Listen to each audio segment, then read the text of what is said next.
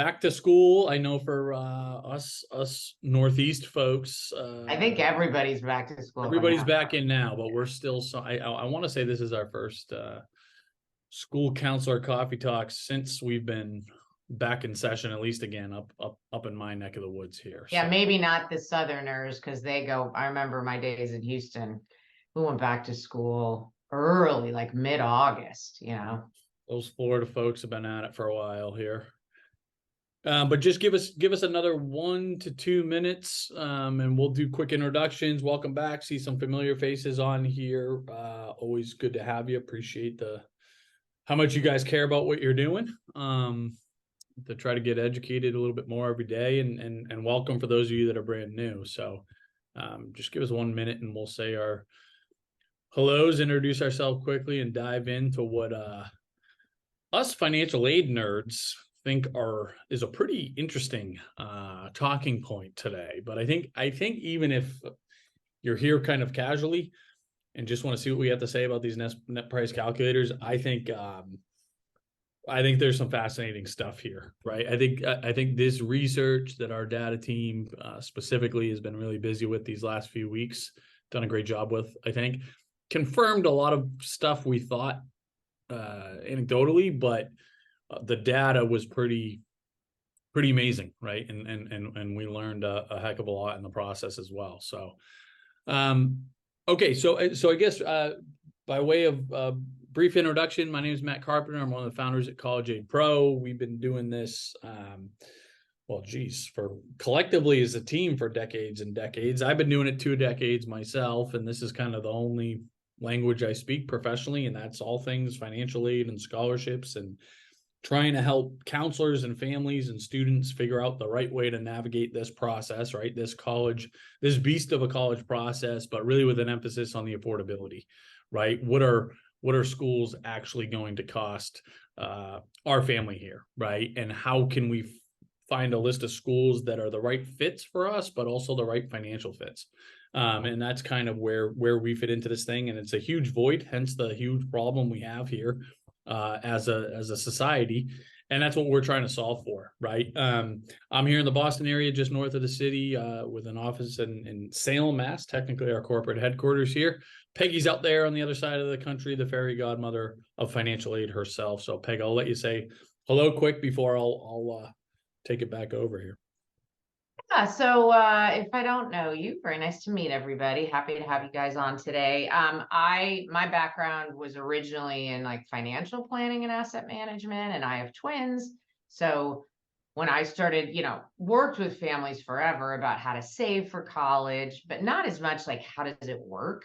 And when myself as a parent got into this, I was just shocked. As we all know, it's very confusing, it's very stressful.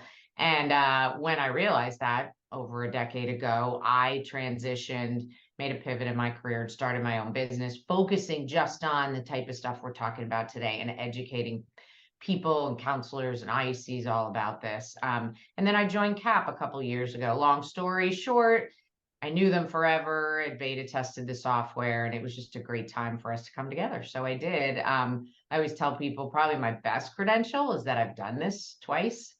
So I know what's going on. I know the journey personally and professionally, because personal is a big part of it, as you know, working with your students. So, all right. So couple more logistical stuff, because we always get this question. We will be sending out the recording. So if you get sidetracked or something, don't worry, you'll have the recording or you can review it again.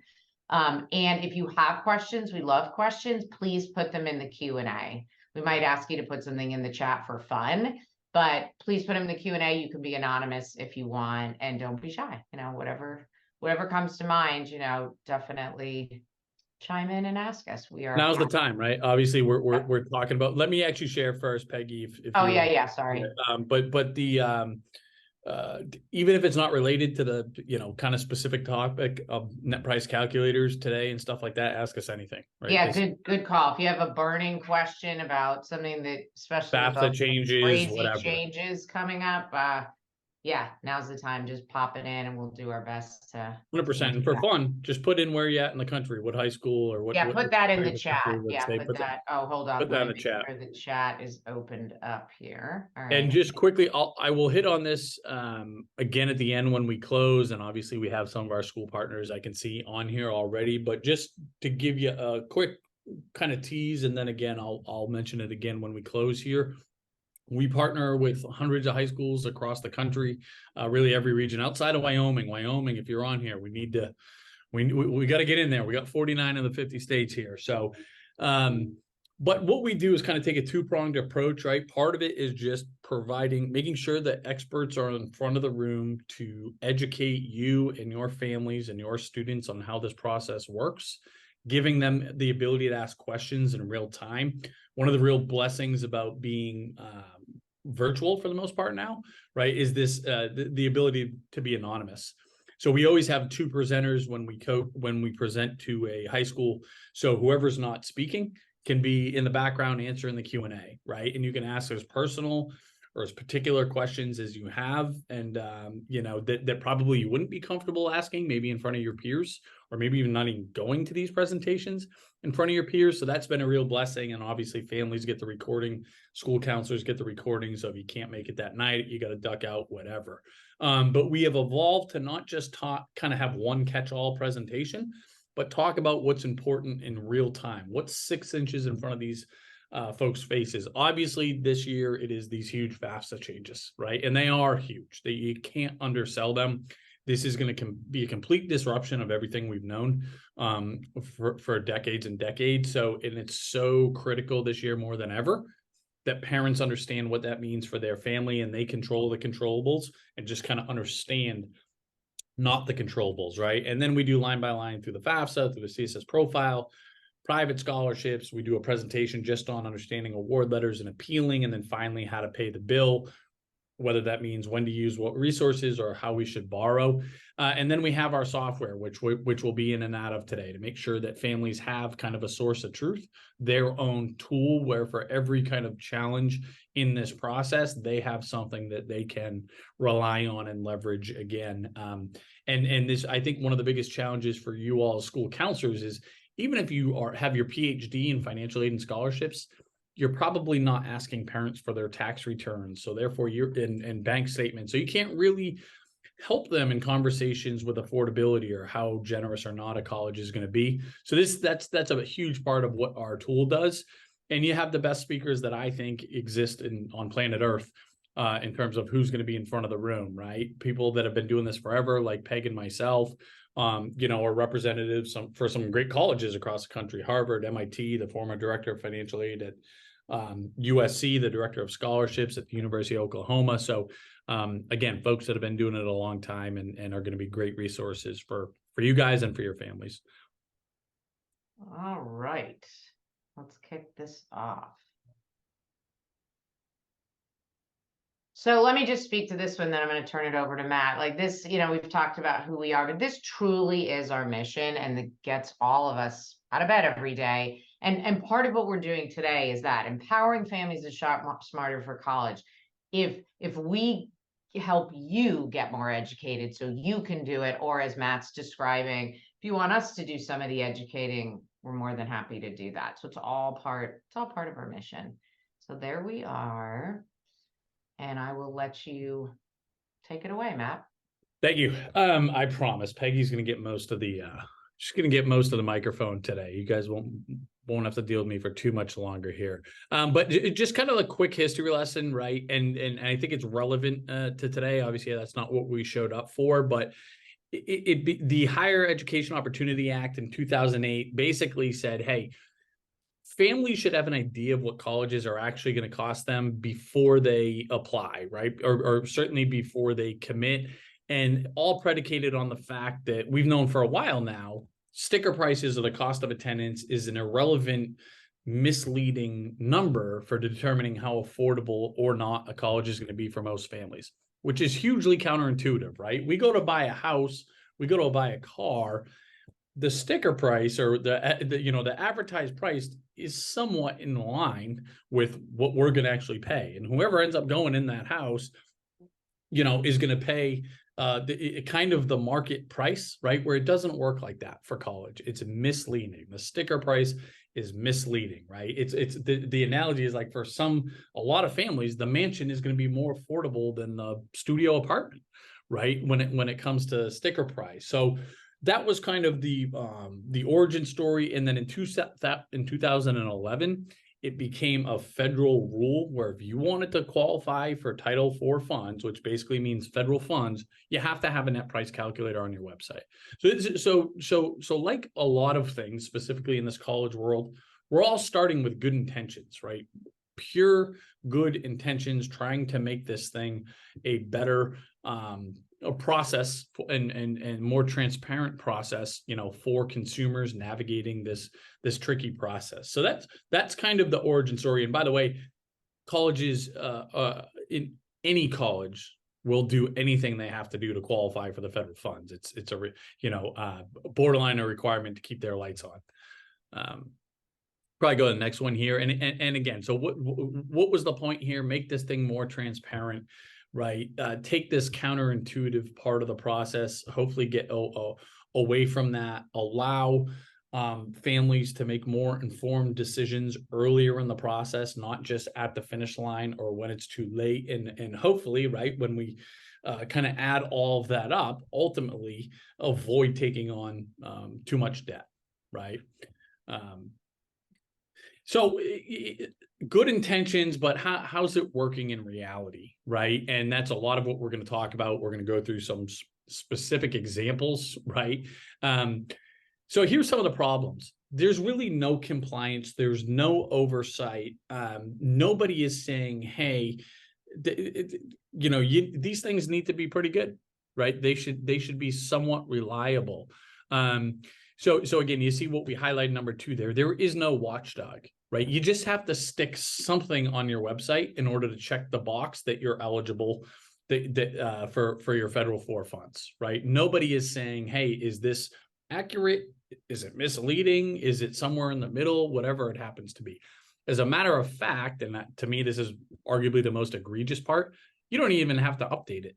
So you could have a net price calculator from 2008 on your website, no problem. That's kind of good enough to pass the federal rule.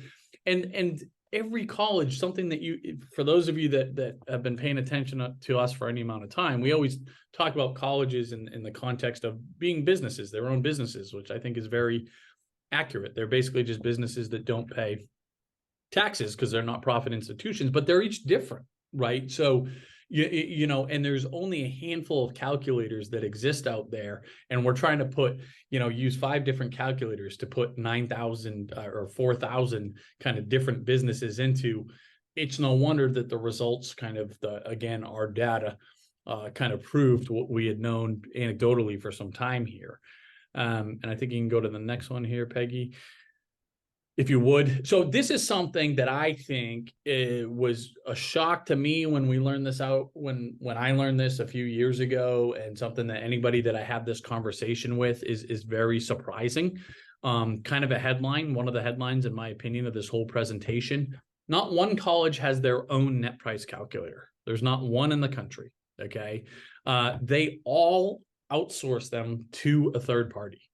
Okay, so when I go to a college's net price website, click on their link for their net price, I have to opt into some of their privacy policies and things like this. And you can read some of these where basically they say, for the most part, our colleges, we don't sell or trade your data. We may, I think this is a little strange, they say we may disclose your PII, personal identifiers there, to third parties who assist us in operating our website, conducting our business, or providing services to you. I think that's a little bit of a gray area to me. But essentially, you are going on, you are then going on to a third party website, okay? And all of the colleges have this bolded sentence here: we don't accept any responsibility or liability for that third party's policies.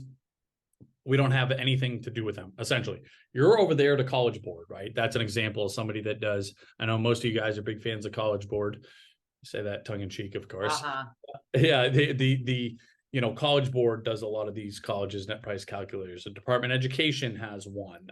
College Raptor is the name of another one. So there's a handful, half dozen of companies that do this for colleges.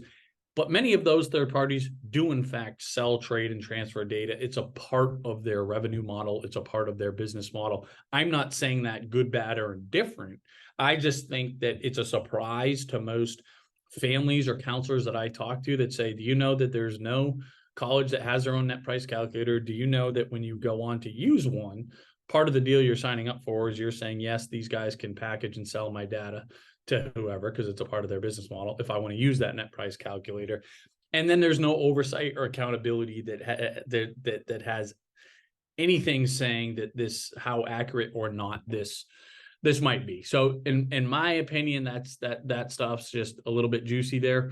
And is just more of an FYI, just more of a heads up, because most of the school counselors and IECs that we talk with, and I think this is, for the most part, I don't, as sound of advice as you can give, but the answer to everything around cost is go use net price calculators, go use net price calculators.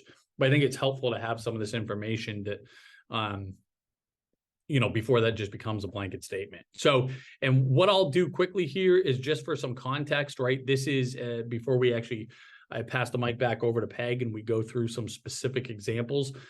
But this is our platform. Now, obviously, we're biased here, but I think we're also very genuine in that we want to be the source of truth, right? Like, we have a data team that of 4, or is it even 5 now, that does this every day to make sure we are as accurate as possible. We do have accountability, right? When we are making projections for families, we don't get to point the finger at somebody else if we're way off with these. Now, we'll never be perfect, right? There's too much subjectivity in this whole deal. We're never going to be perfect. But we also know we are the most accurate thing that there is out there. We don't sell anybody's data. That's not a part of our revenue model, right? So we just think we are, and again, we're biased here, but we believe that we're doing this the right way. So anyways, we'll get back in here to show more details, but the idea is that families in one place can have a really good understanding of exactly what different colleges are going to cost them, and feel good that we're going to be pretty close, right? Again, we'll never be perfect, but be a fair representation of what they can expect in terms of affordability or not. And we'll talk in details when we jump in here again at the end and look at some examples, but hopefully that gives you some context in terms of how we're solving what we consider to be the problem here. All right, so let's actually look. We're not going to go through every page of a net price calculator, but let's go on and look. So we're not here to beat up all the schools and what they do with their net price calculators. Like, for example, this is Clark University's, the page 1 or part of their net price calculator. It's a very accurate calculator. As we say on the slide here, there's more than 70 questions. That's how they get to that level of detail and accuracy. So I always tell parents when I'm talking to them, it's like junk in, junk out. So parents get confused. This whole process is confusing, right? And not every parent, some parents are the opposite of Matt and I, and they're not financial people, right? So you put them in front of something with 70 plus questions, their eyes glaze over. They might not even do it, honestly. Or if they don't get the right stuff in there and there's nuances of what type of asset they're asking about, like I said, junk in, junk out. But here's an example of a really good calculator. Then there's ones in between, and then we're going to go to the flip side. So there is something called the federal template. So as Matt said, the federal government said, hey, if you want our funding, you want the Title IV, you have to have these. So, hey, we'll make it easy for you, and here's a federal template. Well, unfortunately, the federal template, it's almost useless because it doesn't even ask about assets. And if we had grabbed the next page, the income, it's like, do you make 100,000 and up?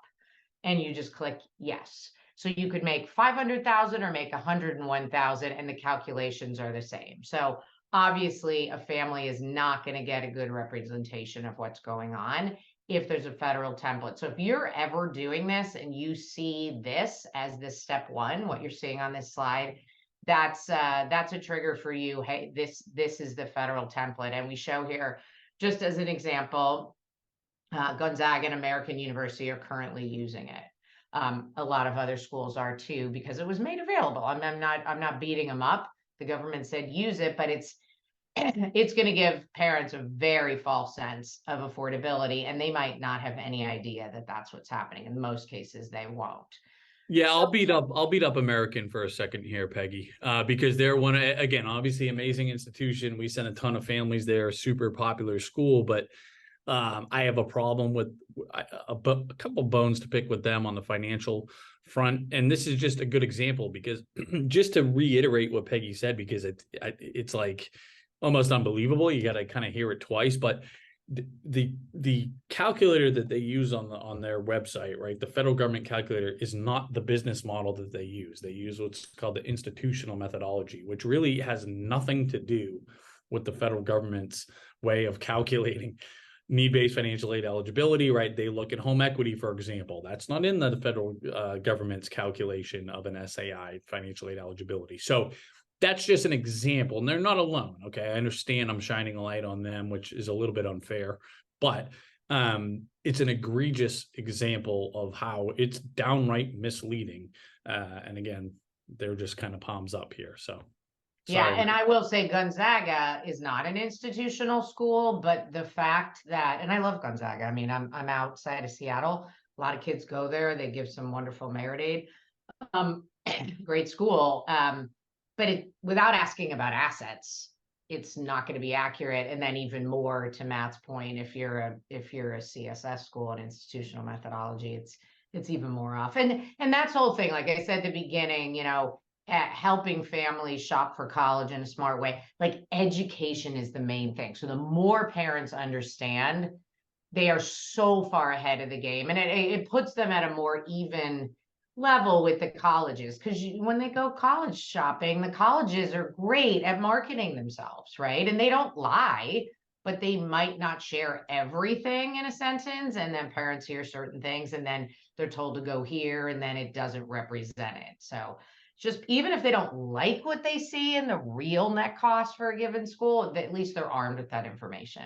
And that's, a big part of what we do. So what we did is we had our data team actually go in and look at a few schools and look at what did the MPC say for a given family. As you see here, we've got low income, medium income, high income family. And what did the MPC say? What's the estimated SAI? What did the MPC say? What did we say? And then what actually happened? These are students that families that are in our software. They've uploaded award letters, had them translated. So we're looking at actual data here. And this is what our data team does day in and day out, and why we love to get award letters, not to sell data, as Matt said, but to get more and more honed in on what the colleges are actually doing, because they'll say what they do as far as meeting need, especially, but then what are they actually doing? And just even on top of it, what we're trying to do is get them to be more transparent once we have this data. So I'm on a bit of a tangent, but if you haven't seen it, last year we did a white paper on merit transparency. It was all about, how transparent are you for families? And we're trying to push them to be more transparent. And we're in the works of doing the same thing for need-based. So all along the same lines of our mission here. So let's take a look at this. So for the low income family, we're looking good here, right? The MPC said, no, actually it's a bit off, but it's very similar, right? The MPC, no, I'm sorry. It's a little early in the morning for me. The MPC is about 48,000, right? So that's what the school is saying. We said 68. The actual was 64. I'm rounding up here. We're not spot on, as Matt said, we're not going to be spot on, but we're a heck of a lot closer, right? So when we look at the medium-sized family, again, the MPC is saying $20,000. We're saying about 48. The actual award was 47.8. So we are that in my world, that's as close to perfect as you're going to get, because you never can know exactly what a school's going to do. And then let's look at the high income family. MPC is saying 30. the actual was 70. If we just forget about cap for a minute, way off here, right? MPC saying 31, the actual was 7,500, and we are much more in the ballpark. Not exact, but giving that family a way better idea of what their net cost is going to be. So So, let's and look just to add a little color commentary there, Peg, it's like at. especially when we look out over 4 years, right? It's like, so for a family that's kind of middle income, your kind of average family that's in the middle here, and then one that's a little bit more on the affluent side, right? Still eligible for some financial aid, but not a lot. We call them bubble families internally. But when we look at the 4 year projections, these are over $100,000 off, right? So as these families are deciding and trying to think about their affordability level, they go to use the net price calculators at the colleges. The actual results are off by about $100,000, right? And again, there's no no one to kind of point the finger at, and nothing that can be done at that time. So that's why it really matters, because for plenty of those families, that's really going to dictate affordability or lack thereof. And maybe it doesn't mean they don't apply to that school, and that's never what we recommend. We always say apply, give it a shot. Who knows, right? But in terms of setting expectations, that's egregious, right? To be off by $100,000. So anyways, Peggy, go ahead. Sorry. Yeah, and that's a great point. So thanks for interrupting there, Matt. That's a the times four really matters, and it's a great point that, again, what I said at the beginning, they're making decisions with their eyes wide open around affordability. Yeah, I've had families through the years that are like, we get it, Peg, this school's more expensive, but we're doing it for these reasons. I'm like, I did my job.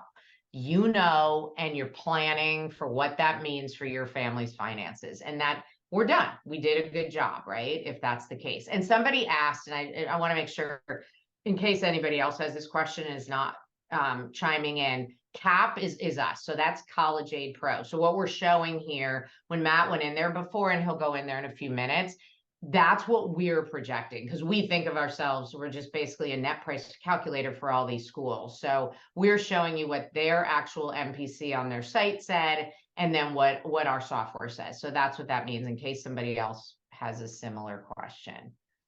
So let's take a minute and look at Rensselaer. So over, and same layout here. So on the low income family, we're close, right? Net price calculator is good, we're good. We get into the medium-sized family. The first thing, as I'm talking through this, we look at net price, the calculators 41, actuals 30. That's pretty big delta. We're not spot on, but we're 3,000 different. So we're closer. That's a big difference, to Matt's point, when you're multiplying all these things by 4. And I'm going to share an actual quote from a mom I worked with a few years ago. People make decisions based on this, right? And if the MPC is not accurate, they might make a decision that makes it more affordable, but worse, they might take a school off the list, which is what she did, and then was really upset later when she learned. So with Rensselaer, the high level here, 20,000 MPC, and the actual was 51.5, right? And again, we're pretty spot on here on this one. So I think you guys get the point. It's another example with Baylor, but we don't need to go through it song and dance. Another big thing is that a lot of net price calculators don't project merit. So they need to ask grades, test scores, or at least grades, because as we know, a lot of schools are test optional, and they'll give out merit without the test scores. If they don't ask that, there's no way for them to project merit. So a lot of them don't. And as we all know, there's a lot of families. That's the name of the game for this discount that Matt was talking about at the beginning, that the sticker price is really irrelevant if family knows what they're doing and can understand net price for different schools within their family with their student. So that's a big deal. If they project merit and they do it well, that's great. If they don't even show it, a family could walk away saying, oh, this isn't affordable because it just didn't project it.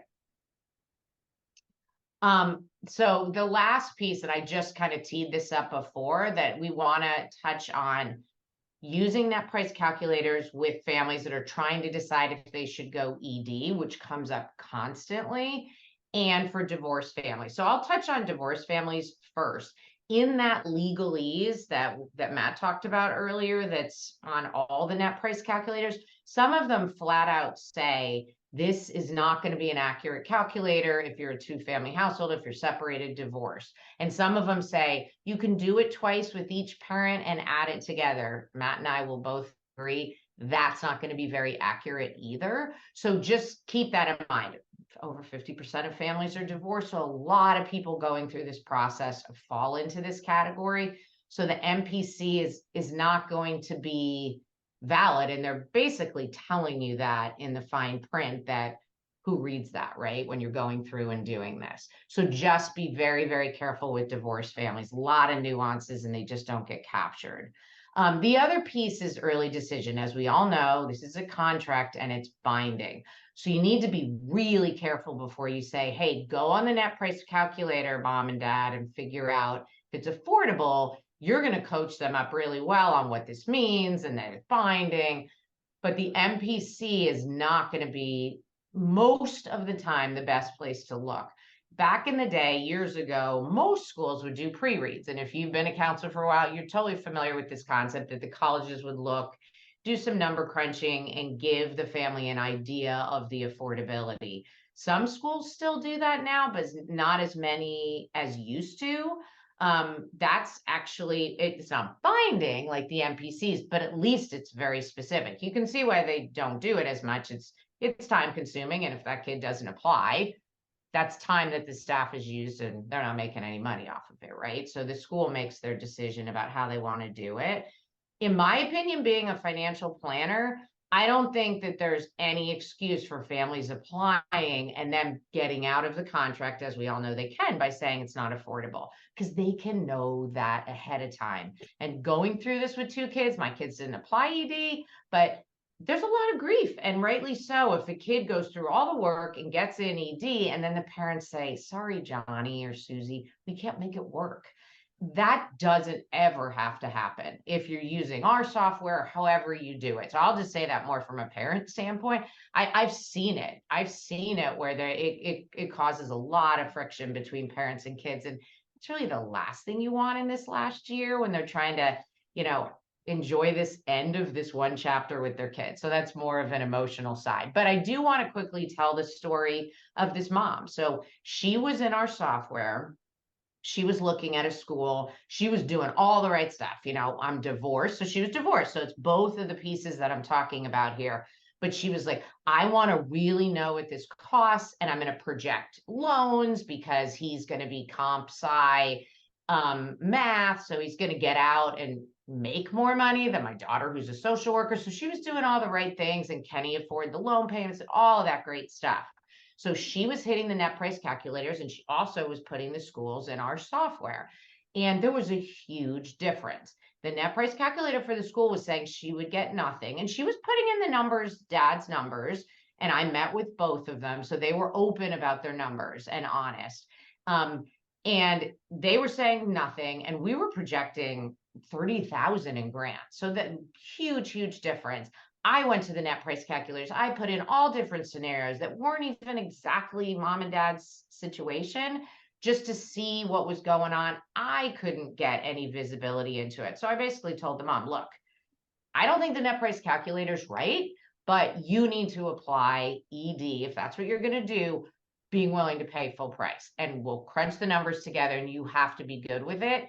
In my gut, it's like, I think she's going to get a lot of money. But as a professional, I had to say, well, look, that's out there and that's what the college is on their website. Got to go with it. Well, what ended up happening is that the student got $31,600 in institutional aid, the grants, which was close to what we were projecting. And what I have here is just part of the rant that she sent me. But I think it's good to just read this quickly. There are obviously serious structural flaws that result in highly inaccurate estimates for split households, which aren't exactly a novelty these days, which they're not. This has serious implications, and then ... In other words, we made major decisions about Jay's education and future based entirely on these results. That she didn't put some of these into our tool. If they're not going to redesign their calculators to account for split households, and at the very least, they need a clear disclaimer, And what ended up happening, they took certain schools off the list, and they could have been great academic and personal fit schools. So in a way, the schools are kind of hurting themselves, because that could have been a kid who applied, they would have been giving him some money, but it wouldn't have been a full pay family, but they're ready for not full pay families. So my point is, I think it's always good to have a story to substantiate it. And what we've found ever since we've gone live with our software that goes direct to consumers at the beginning of 2022 is we had professionals reaching out and saying, hey guys, you've got an error. And of course, we're all over it. Our data team, myself, we're testing. And what we found out way more often than not is like, no, the calculators are not accurate. So again, we're not going to beat a dead horse here. We have this tool to provide this. We're not saying never touch an MPC, just be really careful that you're saying that's the holy grail, because it could be like in a Clark's situation like I showed, but it very well could not be. So yeah, and even Clark, right? And again, they're not alone there in terms of having an accurate net price calculator. We'll give MIT some credit, right? Where theirs is a good one too. Same deal. It's almost like doing a CSS profile. So it's incredibly, you got to get ready to spend some time on there. But it still doesn't account for divorced and separated families. So, and yeah, I love to vilify the schools, but the fact of the matter is there's not like there's a couple evil geniuses, you know, that are out there purposely trying to mislead consumers, right? That's not the takeaway here. And I think the history kind of all makes sense. It started with great intentions, great concept that we can all get behind, but then there was no oversight. You can put any old thing up there in order to check that box. What's the real motivation to make sure that these things are accurate, right? And so anyways, that's to me, that historical perspective is just helpful because it kind of makes sense, right? You kind of get why we have this challenge here. So, and obviously it's a little bit self-serving here, right? To say, hey, that we are the source of truth, but that's what I know to be the truth, right? And I guess people have to take our word for that or not. At a minimum, what I would say is hold us accountable. Set up your own dummy account. Look at some actual financial aid awards if you have that relationship with your students. See how we do versus the net price calculator. At a minimum, I firmly recommend that when families ask that question, how can I find out what this school is going to cost me? Say check their net price calculators. Also gut check it with College Aid Pro. And that's kind of all you can do. And at least for some of you that are new to our ecosystem, you know that there's another resource or option out there in addition to the NPCs. And obviously we're pretty proud of how we're projecting. And we have the ultimate scoreboard, right? To skip down to another part of our platform, what happens once these families start getting accepted into colleges is that they upload their award letters. Number one, we auto-translate them, right? There's roughly 900 different ways. That's the actual number. I think it's like 917 different ways that the 4,000 four-year colleges presented financial aid awards last year. Are a really robust part of our platform. The technology is it synthesizes those into one uniform way to go to allow families to compare side by side these award letters, right? And really take out all the noise, work study and plus loan and stuff like that. And then we tell them, did you get a good deal, right? Is this a fair award based on this, how this college says that they do business? And when it also serves as a constant feedback loop for us, right? Because up here, right now for the class 2024, we're projecting what they're going to get at Amherst versus BU versus whatever. And we're going to find out how we did, right? If and when families are accepted into these colleges, which again, will right away just make our system and our algorithm smarter. So, and we have that accountability, right? Like I said at the beginning, we don't get to point to anybody else. We know how many families that we work with are divorced, separated, two household families. So we project divorced families, right? That's baked into the onboarding process. And the onboarding process is a very, very low lift, right? We know if we're going to ask families to spend more than a couple minutes and answer too many questions, they're going to bail, right? We just understand the the consumer, right? So we got to ask, and one of the things that we've worked so hard at and had, you know, incredible amounts of healthy internal debates, right, is like, how can we ask the least amount of questions and still be very good with our projections, right? And Peg's smiling here because her and I have had some spirited being on the other side of the fence for some of these things.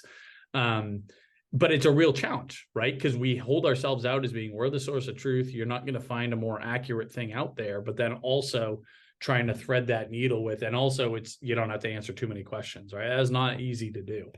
Somebody asked where we get our data. You want to just speak to the whole group on Sure. that? I'll do my best here, right? And it's a pretty layered approach, and our data team has this. I should have had it handy actually, Peg, to share. Has this kind of paragraph form. Here's how to answer that question. I'll give it my best, and I'm sure you'll have some things to add here, Peg.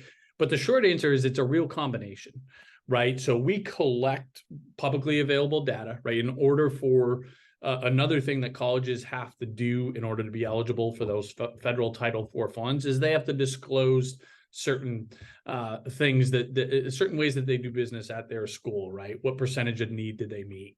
Things like this, right? So we have that publicly available data set, but similar to net price calculators, there's no oversight there. They can be wildly accurate. They cannot answer all the questions. They don't have to update. There's no real gut check as to how accurate it is. So then we will actually say, okay, well, here's what the colleges say they do, but what do they actually do? So that's where we're battle testing that with financial aid award letters from those colleges. We will also use the college's own net price calculators to see how, if those are relevant, right? Is it a college where we can depend on those net price calculators to inform some of our projections here? In some cases, it's yes. In some cases, we have to completely override the averages that they provided and their own net price calculators, right? And it becomes very school specific. Again, ultimately, it's the award letters that inform this beyond anything else, and our full data team, right? We got 4 full-time folks that are doing this every single day, as their full-time job, and then some additional technology we leverage that again helps inform the algorithm. I'm forgetting the name of the platform, but essentially we're spying on every single college's admissions and financial aid websites. So any changes that they make, that information is scraped. Our data team gets alerted and then updates the algorithm at a particular school if and when it makes sense, right? So they added a scholarship, they took away a scholarship, they changed the qualifications for a scholarship. Whenever that happens, we're going to get pinged.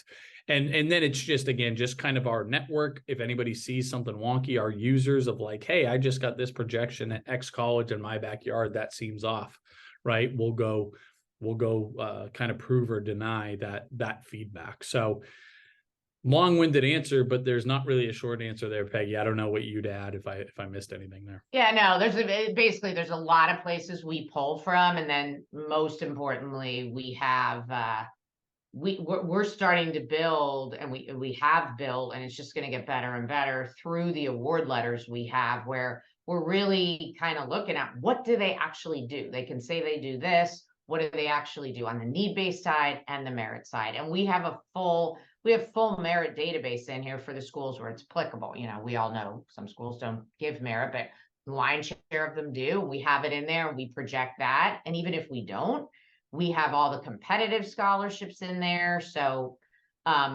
even if we don't project it, our tool is meant to be a planning kind of one-stop shop for families. They can see a competitive award and say, hey, it looks like my son could be eligible for that, or maybe needs to get his test scores up a little or whatever. So it kind of guides it. We pull from a lot of different sources, but the main takeaway is it's updated. Certain things are updated annually, but other things are constant. As Matt said, the software that kind of scrapes the website, hey, there's a change. Somebody in the data team owns that to get that updated. We're all working in the tool. We're talking to colleges as the experts on the team.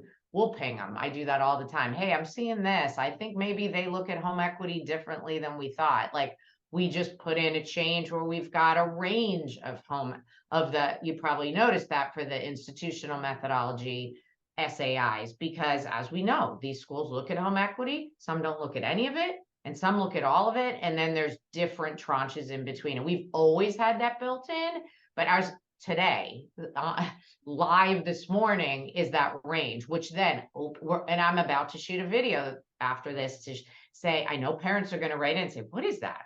This is great, because now we're further educating them. They don't need to get bogged down with the details, just like you don't. It's not your sweet spot necessarily, but rest assured, we have that taken care of, and we're projecting a better SAI for those schools, because we know on average how they deal with home equity. And that's a big needle mover for some families.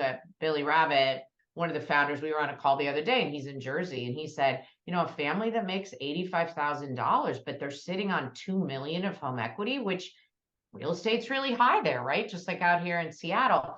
That could be very different between a Stanford and a Northwestern, because they look at home equity so differently. And so all of that is built in, and it's getting to be more and more gets pulled. Actually, my dad, when I was raised, it was like actions speak louder than words. And so that's where we're going with these schools. Like, you say you meet this much of need, with this amount being the grants, the free stuff, but what are we actually seeing with families? Is that really what you're doing? And so that all gets built in there. Yeah, and we had some astute school counselor here that was kind of looking at my screen that I was sharing, saying, hey, it looks like NYU is super generous. There's something, I noticed it this morning. So, yeah. And whoever that was, kudos to you, because this morning I was in my sample, and this literally went live like a few hours ago. And I noticed that, what was my school? Northwestern. It was off. So there's something that we need to tweak in the dev.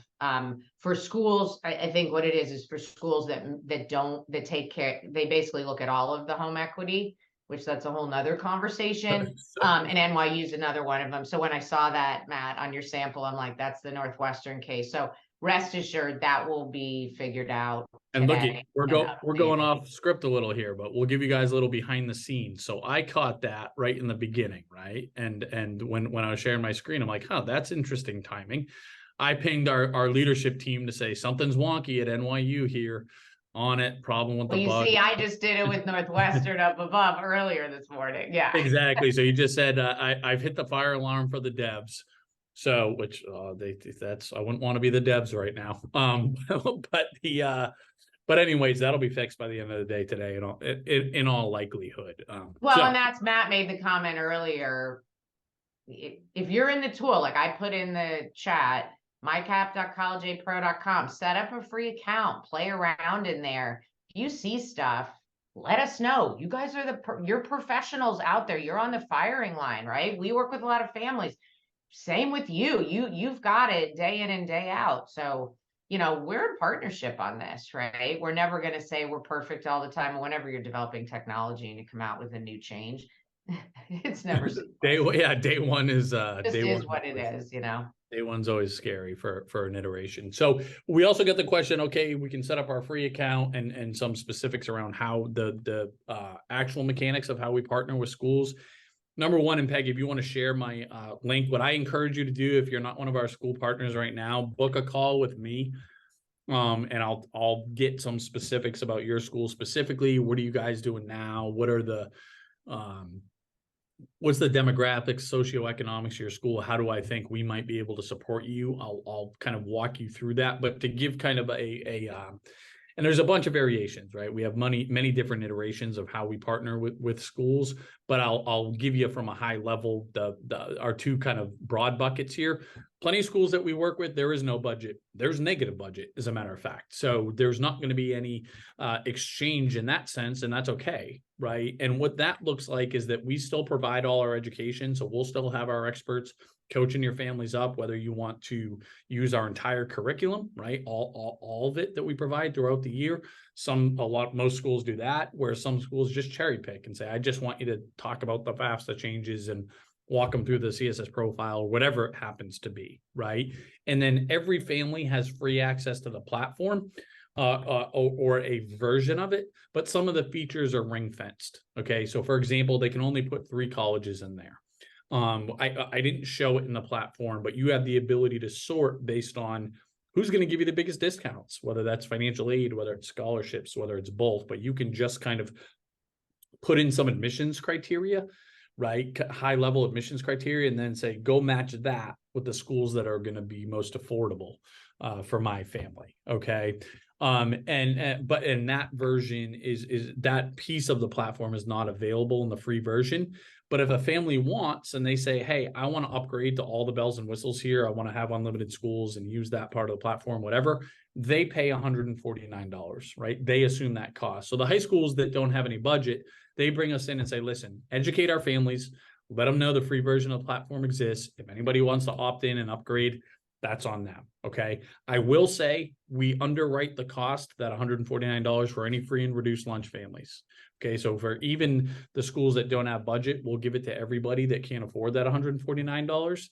And that's how that looks. For other high schools where there's any budget to speak of, similar to what you do with Naviance or Score, right? I think most of you are on one of those platforms. I know there's a few out there. You buy seats for your families, okay? You don't pay anywhere near $149 a seat. The unit economics is completely different, and it's tied to how many seats you actually wanted to purchase, right? But for as little as $2,000 a year, depending on the size of your school and how many folks would be using it, everybody would have access to the free version or the full version of the platform, right? Without having to pay that $149 themselves, or without having to self-identify, we can't afford it, or we're free and reduced lunch. Everybody would get full access to the platform. And then we do the education just for your school. Okay. Oftentimes, if you're not able to invest in the platform, we're still happy to provide the education. We're going to do it enthusiastically, the same way we will for everybody we get in front of. But usually you're going to be grouped in with some other high schools, right? And of course, we try to do that by region, state, certainly, of course, time zone, stuff like that. So you're not just in this huge group, right? That our goal is to be somewhat concentrated in talking to your audience specifically, but it won't just be your school. Whereas if you do have the ability to invest in the platform, we can promise that we can do the education just for your school, right? There's not going to be anybody else, any other groups in there, and you have some more say over the scheduling and things like that. So I would encourage you, if you're interested at all, book a time with me, and I'll learn a little bit more about your school and how we might be able to partner. If you're not interested or just feel like you're in good shape now, our get today was to be able to, number one, just for those of you who are new, we exist, right? We're here. This is what we do. At a minimum, whether it's for you or for your families, there's another resource that they can check, right? And obviously go hold us accountable for what we're kind of promising here in so many words. And actually, another thing that I think is important that I didn't mention, for schools that invest in our platform, you also as school counselors have admin access. So you'll be able to get visibility to see who's using it, which of your families are using the platform, who's creating an account, how much are they using it. And you can actually go into their account, right? So we call impersonate. So you can get in from the back end. So when you're having conversations with students and families, you won't see their personal financial information, okay, which is actually a request we got. School counselors don't want to see that in our experience, but you will see the net costs here. So as you're talking about building their list of schools, you will have visibility into the affordability or lack thereof when you're making recommendations and having those their SAIs, and so that's exactly. a nice little perk there. Yep. Okay. So I don't know, Peggy, you have any parting words here, buddy? I guess those were kind of mine. Hopefully you decide. No, I mean, we would, at the very least, we would love to educate your family. So as Matt said, if, you don't have the budget, no worries.